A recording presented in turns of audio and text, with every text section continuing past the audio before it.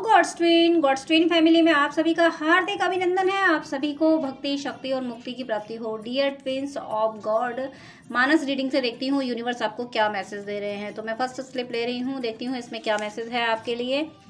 इसमें दोहा है और ये दोहा है, सती विधात्री इंदिरा देखी अमित अनूप, जेहि जेहि बेश आजादि सुर तेहि तेहि तन अनुरूप। यहाँ ये कहा जा रहा है कि आप टोटली सरेंडर हो जाएं और जैसा यानी गो विद द फ्लो को फॉलो करें। हो सकता है आप में से कोई व्यूअर ऐसे हो जो गो विद द फ्लो को फॉलो नहीं कर पा रहे हैं, जो टोटली सरेंडर नहीं हो पा रहे हैं, तो आपको टोटली सरेंडर होने को कहा जा रहा है। आपसे ये कहा जा रहा है कि आप चाहे कितना भी जद्दोजहद कर लें, चाहे कितने भी रेमेडीज कर लें, लेकिन आपको जो कुछ मिलेगा वो मिलेगा सरेंडर होने से ही। जब तक आप जद्दोजहद करते रहेंगे तब तक यूनिवर्स देख रहे हैं कि आप जद्दोजहद कर तो रहे हो, कोशिशें कर तो रहे हो, ठीक है, कर लेने दो कोशिशें। तो आप अपनी कोशिशें छोड़ दें, बस ये ट्रस्ट रखें कि आपको यूनिवर्स सब देंगे। अब मैं यहाँ ये नहीं कह रही हूँ कि हाथ पे हाथ धर के बैठें, ऐसा नहीं है।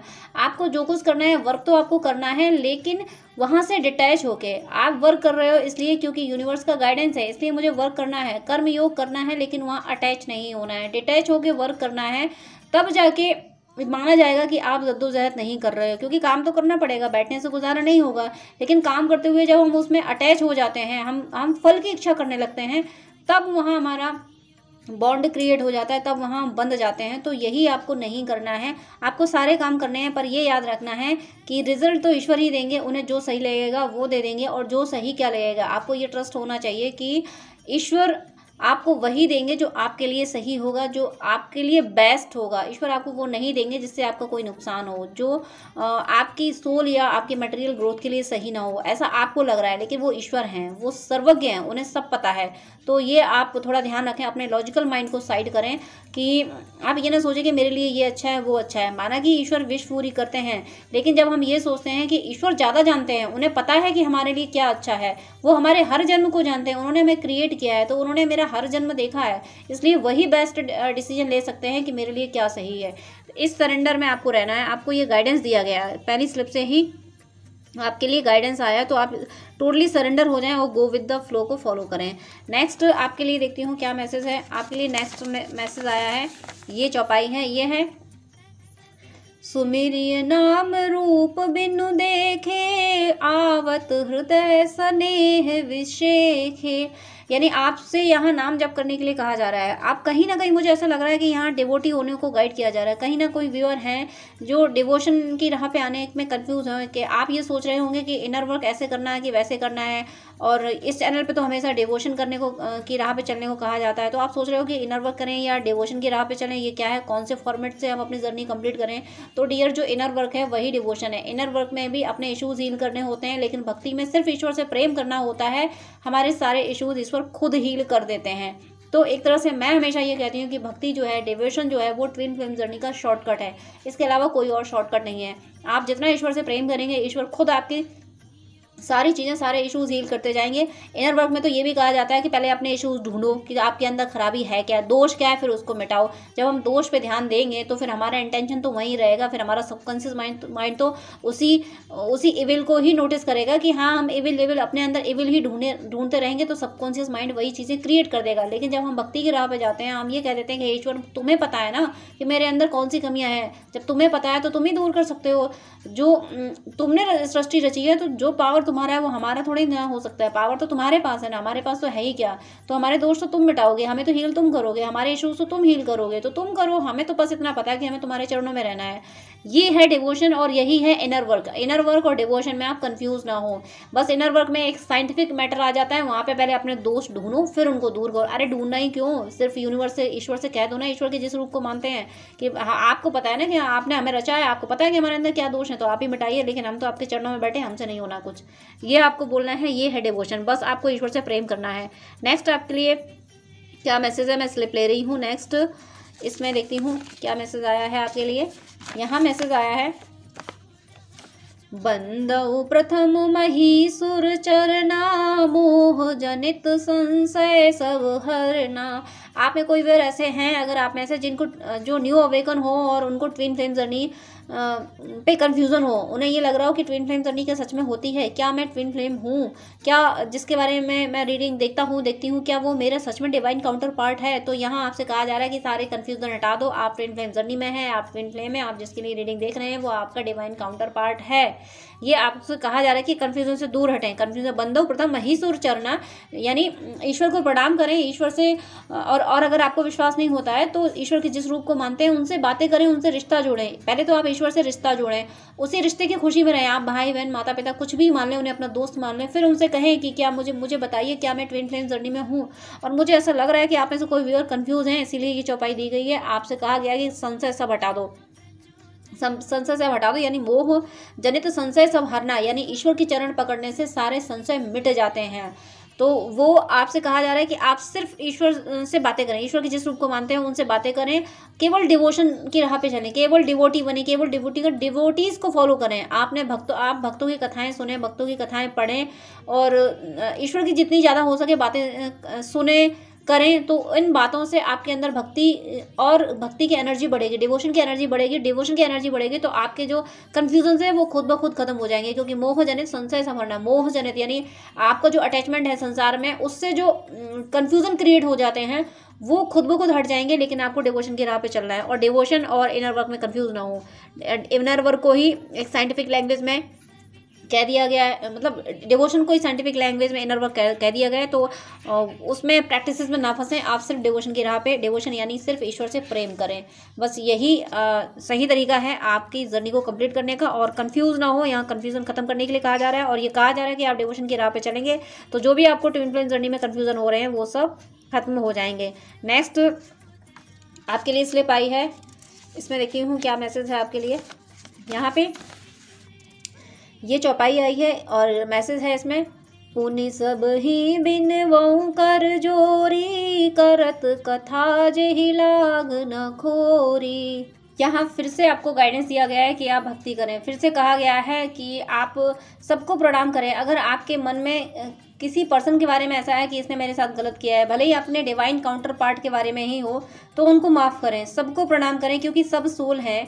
बस सब पे मैट्रिक्स की लेयर आ जाती हैं जिसकी वजह से सोल अपनी ग्रोथ नहीं कर पाती, वो डिवोशन की राह पे नहीं आ पाती और गलतियां कर देते हैं पर्सन। वो सिर्फ सोल पे मैट्रिक्स की लेयर की वजह से होता है। तो आप बस इस कॉन्सेप्ट में रहें और और माफ़ करें, लोगों को माफ़ करें जिन लोगों ने आपको सताया है, बल्कि उनको थैंक यू बोलें कि अगर उन्होंने सताया नहीं होता तो आप यूनिवर्स यानी ईश्वर की ओर नहीं जाते। तो हर वो व्यक्ति हमारे लिए पॉजिटिव ही है जिसने हमें वो पुश दिया, जिसने हमें दर्द दिया, और दर्द में हमने अपने ईश्वर को पुकारा।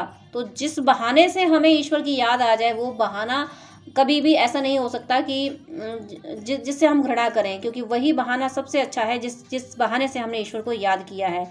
तो आप लोगों को माफ़ करें अगर आपके दिल में किसी के लिए, और अगर आपने किसी के साथ कुछ किया है तो माफ़ी मांग लें, बेझिझक मांग लें, लेकिन सामने नहीं।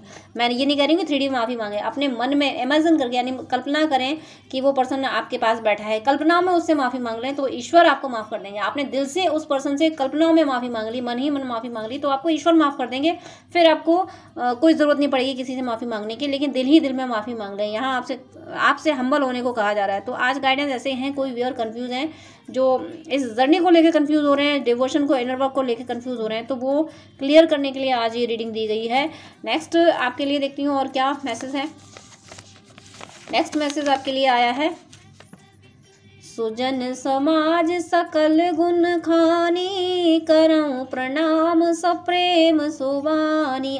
ये थर्ड चौपाई भी प्रणाम करने की ही आई है। और यहाँ इसमें ये भी कह दिया गया है कि सुजन समाज यानी सत्संग करें। सत्संग मतलब आप अपनी ज़िंदगी में ऐसे लोगों को ही प्रायोरिटी दें जो डिवोटी हैं, जो भक्ति की बातें करते हैं, जो ईश्वर की बातें करते हैं। ऐसे लोगों को प्रायोरिटी दें जो केवल मटेरियल वर्ल्ड के बारे में सोचते हैं। ऐसे लोगों से आप थोड़ा डिस्टेंस मेंटेन करें। आप अपने जीवन में भक्ति को लाओ। भक्ति को आप तभी लाएंगे जब ऐसे लोगों से कांटेक्ट में रहेंगे, ऐसे लोगों से बातें करेंगे। और अगर आप थोड़ा सेपरेट हैं, आप ऐसे लोगों से नहीं मिल पाते हैं, तो फिर आजकल तो इंटरनेट इतना है कि हम जो चाहें वो हासिल कर सकते हैं। तो आप यूट्यूब पे भक्ति वाले वीडियो देखिए, आप भजन सुनिए, भजनों से बहुत बड़ी भक्ति आ जाती है। भजन सुनिए, भावना से सुनिए, ये फील कीजिए कि जो भजन चल रहा है उसमें आप या तो गा रहे हो या जो कहा जा रहा है वो रोल आप प्ले कर रहे हो, आपके ईश्वर आपके सामने बैठे हैं। इस तरीके से आप भजन सुने, अपनी भक्ति को बढ़ाएं। भक्ति जैसे जैसे बढ़ती जाएगी आपके सारे कन्फ्यूज़न क्लियर होते जाएंगे। नेक्स्ट स्लिप है आपके लिए, इसमें क्या मैसेज है? इसमें मैसेज आया है, ये भी चौपाई है और ये मैसेज है, बचन वज्र जेहि सदा पियारा, सहस नयन पर दोष निहारा। मुझे ऐसा फील हो रहा है कि आप ऐसे लोगों से काफ़ी आहत हैं जिन लोगों ने हमेशा आप में दोष ढूंढे हैं, जिन लोगों ने हमेशा आपको गलत कहा, जिन लोगों ने हमेशा आपको क्रिटिसाइज़ किया है। तो ऐसे लोगों से आहत होने की ज़रूरत नहीं है। आप आहत होकर उनकी विश पूरी कर रहे हैं। उन्होंने क्रिटिसाइज़ क्यों किया था? आपको आहत करने के लिए, आपको दुख देने के लिए, और आप दुखी हो गए, इसका मतलब आपने उनकी विश पूरी कर दी। आप अपनी एनर्जी में आप खुद से ये कहिए कि ये क्रिटिसाइज कर रहे हैं, ये इनकी नासमझी है, वो दोष उनका है। वो आपको क्रिटिसाइज कर रहे हैं तो वो आपका दोष नहीं है, वो गलती उनकी है जो दूसरों में कमियां देखते रहते हैं। उन्होंने ऐसा स्पेक्ट लगा रखा है, उन्होंने ब्लैक स्पेक्ट लगा रखा है, तो सब जगह उन्हें ब्लैक ही ब्लैक दिखता है। तो ये आप उन पे एक तरह से उन्हें बेचारा समझे, उन पे दया करें कि ये बेचारे हैं। ईश्वर से कहे कि हे ईश्वर, आप इन्हें सद्बुद्धि दीजिए जो ये सही चीज़ नहीं देख पा रहे हैं। और इसमें आपको डिमोरलाइज होने की ज़रूरत नहीं है, आपको अपनी क्रिटिसाइज से आहत होने की ज़रूरत नहीं है। आप बहुत प्योर सोल है, आप बहुत प्यारी सोल है। आपको ईश्वर ने चुना है इन फालतू की चीज़ों से निकलने के लिए कि आप राग द्वेष का मीनिंग है दुनिया में आपको अटैच भी नहीं होना है, डिटैच भी नहीं होना है। आप जहाँ काम आया वहाँ आपने हेल्प कर दी, बाकी आप अपने ईश्वर के चरणों में हैं। तो इस तरीके की एनर्जी में आपको रहने को कहा जा रहा है। आप उन लोगों को ज़्यादा वैल्यू न दें जो लोग आपको क्रिटिसाइज़ कर रहे हैं। वो नासमझ हैं एक तरह से। आप चाहे उन्हें नासमझ कहें, चाहे और भी कुछ, अगर कुछ और कहेंगे तो फिर आपकी एनर्जी भी डिस्ट्रॉय होगी। अगर उनको आप अब्यूजिव लैंग्वेज में कोई वर्ड बोलेंगे तो वो भी आपकी एनर्जी के लिए ख़राब होगा। तो आप सिर्फ उनको बेचारा समझें, आप उनसे कहें हे ईश्वर, ये बेचारे हैं, आप ही सद्बुद्धि इनको दीजिए, आप ही इनका विज़न क्लियर कीजिए। ये नहीं देख पाते हैं दूसरे के गुण दोषों को, और मुझे कोई लेना देना नहीं है कि ये मेरे गुण ही देखें। मुझे तो पता है ना कि मेरे तुम हो, तुम जानते हो कि मेरे अंदर क्या गुण दोष है। मैं तुम्हारा हूँ, मैं तुम्हारी हूँ, तुम मेरे हो, तो मेरा निर्णय तो तुम करोगे। इन्हें बस मेरी विनती तो यही है कि आप इन्हें सद्बुद्धि देना। ऐसी आप ईश्वर से प्रार्थना कीजिए। ऐसे लोगों को उनकी विश पूरी मत कीजिए। जो आपको क्रिटिसाइज़ कर रहे हैं उनकी विश, क्रिटिसाइज से आहत होकर उनकी विश पूरी मत कीजिए। मैं सिर्फ इतना ही कहूँगी। आप बस अपने ईश्वर से कनेक्टेड रहिए ना। आपका ईश्वर आपसे प्रेम करता है। दुनिया के प्रेम की हमें क्या ज़रूरत, हमें तो ईश्वर प्रेम करता है। इस एनर्जी में आपको रहना है। और मैं अगला गाइडेंस है, अगली स्लिप है, देखती हूँ इसमें क्या मैसेज आपके लिए यूनिवर्स ने दिया है। इसमें दिया है, ये भी चौपाई है, हृदय सोच समुझत निज करनी, चिंता अमित जाई नहीं वरनी। और कुछ व्यूअर ऐसे भी हैं जो गिल्ट में हैं, तो गिल्ट से भी बाहर निकलें, क्योंकि जो आपने किया वो आपने नहीं किया था। आपके अंदर भी सोल बैठी थी और उसका भी कुछ कार्मिक अकाउंट था, इस वजह से वो घटना घटनी थी। इसलिए गिल्ट से भी बाहर निकलें। दूसरों की सोल में जो है, जो दूसरों की बॉडी में जो सोल बैठी है वो भी ईश्वर है। तो वो अगर आपको परेशान कर रहे हैं तो वो भी ईश्वर कर रहा है। लेकिन आपकी सोल से किसी के साथ कुछ हो गया, आपसे कुछ हो गया, तो आपके अंदर जो सोल बैठी है वो भी ईश्वर है। तो फिर ये सारी लीला जो कुछ हो रही है सब ईश्वर कर रहा है। आपके साथ जो हो रहा है, दूसरा पर्सन जो कर रहा है वो ईश्वर कर रहा है, आप दूसरे के साथ जो कर रहे हैं वो भी ईश्वर कर रहा है। जो कुछ कर रहा है कराने वाला ईश्वर है, करता वही है, हम सब दृष्टा हैं। इस एनर्जी में आपको रहना है, आपको साक्षी भाव में रहना है, तब जाके आप इस गिल्ट से निकल पाएंगे। तो मुझे लग रहा है कोई व्यूअर तो एग्रेसिव है किसी क्रिटिसाइज से, अपनी क्रिटिसाइज को वो उससे साइड में निकल नहीं पा रहे हैं, क्रिटिसाइज को एक्सेप्ट करके बैठ जाते हैं, अपने डिमोरलाइज हो जाते हैं। और कुछ व्यूअर ऐसे हैं जो गिल्ट में चले जाते हैं कि अगर उनसे किसी को क्रिटिसाइज हो गई तो अरे क्रिटिसाइज हो गई, जुबान से निकला तो हम इंसान हैं, हमसे गलतियां हो जाएंगी, लेकिन ईश्वर संभालेंगे। ईश्वर से प्रे कर लीजिए कि हे ईश्वर हमें संभाल लीजिए, हमसे ये गलती हो गई, आप जानो कि ये गलती अब कैसे हमसे छूटेगी, ये आप जानो। ऐसा बोल के अपने गुण दोष, अपनी अच्छाइयाँ, अपनी बुराइयाँ सब ईश्वर के चरणों में रख के बस ईश्वर के हो जाइए। तो आपको गिल्ट में भी नहीं जाना है, आपको गिल्ट से भी बचना है और बच जाएंगे। और आपको और क्रिटिसाइज वाली जो सिनेरियो चल रहा है उससे भी आप बच जाएंगे। तो इस तरह से आपको ना गिल्ट में जाना, ना आपको ओवर एक्साइटेड होना है, ना डिमोरलाइज होना है। बस ईश्वर के चरणों में बैठिए, वो आपको संभाल लेंगे। अब मैं लास्ट स्लिप ले रही हूँ, देखती हूँ इसमें क्या मैसेज है। लास्ट स्लिप, इसमें दोहा आया है, लास्ट में दोहा आया है। ये देखिए, ये दोहा है, राम नाम मन दीप धरू, जेहि देहरी द्वार, तुलसी भीतर बाहर जो चाहिए उजियार। देखिए, जो अभी कहा गया था कि आप सिर्फ ईश्वर के चरणों में अपने गुण दोष रखें, यही इस दोहे ने कह दिया। ये कहा राम नाम मन दीप धरू। अगर आप सनातन से हैं तो नाम जप करें, अगर आप किसी और रिलीजन से हैं तो जो भी स्पिरिचुअलिटी के लिए प्रोसेस बताया गया हो आप वो करें।